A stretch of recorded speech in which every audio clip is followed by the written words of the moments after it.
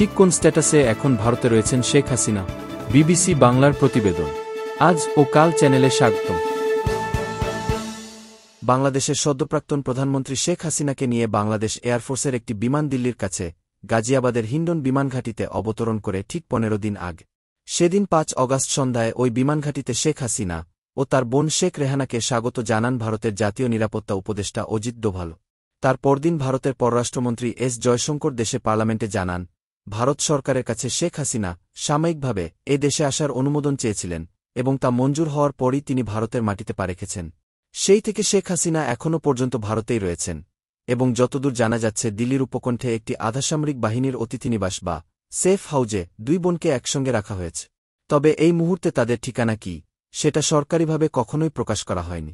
শেখ হাসিনা ঠিক কোন ইমিগ্রেশন স্ট্যাটাসে ভারতে রয়েছেন সে ব্যাপারেও এখনও পর্যন্ত ভারত সরকার সম্পূর্ণ নীরব রয়েছে। অর্থাৎ তিনি কোনো বিশেষ বিষয়ে ভারতে অবস্থান করছেন নাকি তাকে রাজনৈতিক আশ্রয় দেওয়া হয়েছে, এ ব্যাপারে আনুষ্ঠানিকভাবে ভারত সরকার আজ পর্যন্ত একটি শব্দ খরচ করেন। এই কারণেই প্রশ্ন উঠছে, ভারতে এই মুহূর্তে তার অবস্থানের ইমিগ্রেশন বৈধতাটা ঠিক কি এবং সেই স্ট্যাটাস কতদিন পর্যন্ত বৈধ থাকতে পারে।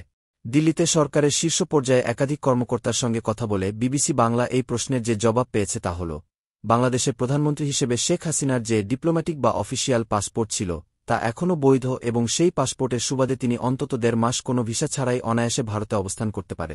ফলে যদি না এর মধ্যে সেই পাসপোর্ট রিভোকড বা প্রত্যাহিত হয়, তাহলে এই সময়সীমার মধ্যে অন্তত ভারতে তার বর্তমান অবস্থান সম্পূর্ণ আইনসম্মত। ভারতের এক্ষেত্রে আলাদা করে কোনো ব্যবস্থা নেওয়ারও প্রয়োজনও নেই। ভারতীয় কর্মকর্তারা বলছেন, শেখ রেহানার ক্ষেত্রে অবশ্য এই জটিলতাটুকুও নেই, কারণ তিনি ব্রিটেন বা যুক্তরাজ্যে পাসপোর্টধারী। ফলে সাধারণ ভিসা অন অ্যারাইভালেই তিনি কার্যত যতদিন খুশি ভারতে থাকতে পারবেন।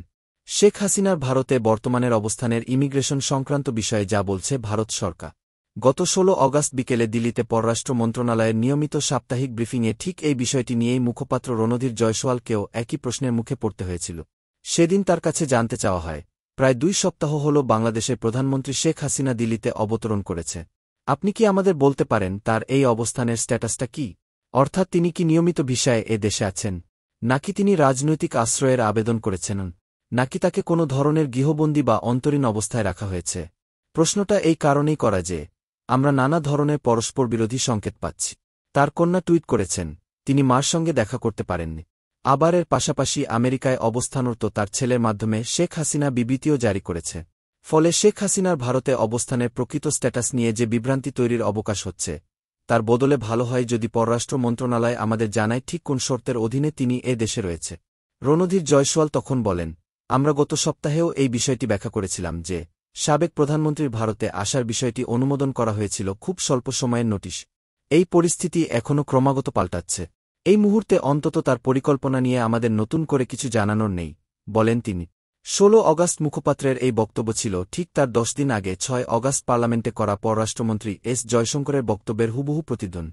সেদিন জয়শঙ্কর সভায় জানিয়েছিলেন, শেখ হাসিনা ৫ অগাস্ট পদত্যাগের সিদ্ধান্ত নেওয়ার পর খুব অল্প সময়ের নোটিশে তখনকার মতো ভারতে আসার জন্য অনুমোদন চান। একই সঙ্গে ফ্লাইট ক্লিয়ারেন্সের অনুমতিও চাওয়া হয় বাংলাদেশ কর্তৃপক্ষের তরফ। বাংলাদেশের পরিস্থিতি বর্ণনা করার জন্য জয়শঙ্কর সেদিনও এই ইভলভিং বা পরিবর্তনশীল শব্দটি ব্যবহার করেছিলেন। ভারতের সরকারি অবস্থানে যে এতটুকু পরিবর্তন হয়নি, তা এই ধরনের বক্তব্য থেকেই স্পষ্ট। সুতরাং এরপরও মূল প্রশ্নটা থেকেই যাচ্ছে, তাহলে শেখ হাসিনা ভারতে এই মুহূর্তে ঠিক কিসের ভিত্তিতে আছেন?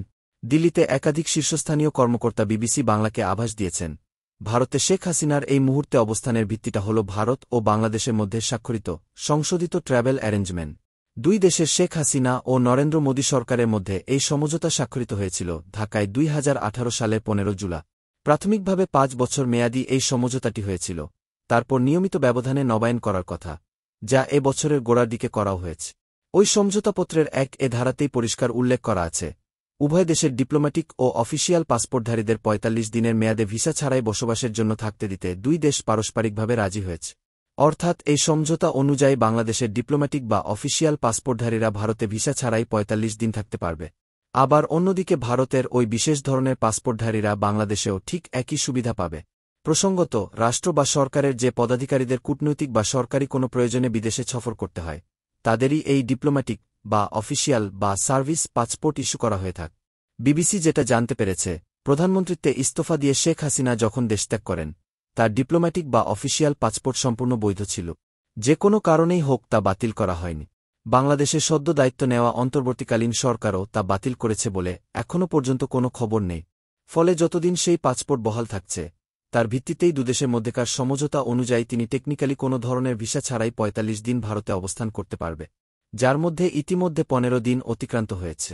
ভারত সরকারের একটি সূত্র বিবিসিকে আরও জানিয়েছে, শুধু বাংলাদেশই নয়, ডিপ্লোম্যাটিক ও অফিসিয়াল বা সার্ভিস পাসপোর্টধারীরা যাতে বিনা ভিসায় একে অন্যের দেশে থাকতে পারেন, সেজন্য মোট ১০০টি দেশের সঙ্গে ভারতের একই ধরনের সমঝোতা আছে। শুধু ডিপ্লোম্যাটিক পাসপোর্টধারীদের জন্য অনুরূপ সমঝোতা আছে আরও ৩৪টি দেশের সঙ্গে। কিন্তু এই ১.৫ মাসের মধ্যে যদি শেখ হাসিনার বর্তমান পাসপোর্ট রিভোক বা বাতিল করা হয়, তাহলে ভারতের কি করণীয় আছে? সেটাও বড় কোনো সমস্যা নয়, কারণ এই ধরনের পরিস্থিতিতে আমাদের প্ল্যান বি বা প্ল্যান সি প্রস্তুত রাখতেই হয়। এখানেও নিশ্চয়ই সেটা তৈরি আছে, জানাচ্ছেন দিল্লিতে একজন শীর্ষস্থানীয় কর্মকর্তা। সাম্প্রতিক পরিস্থিতি সম্পর্কে আরও খবর পেতে চোখ রাখুন আমাদের চ্যানেলে। ভিডিওটি ভালো লাগলে লাইক দিন, শেয়ার করুন। ধন্যবাদ।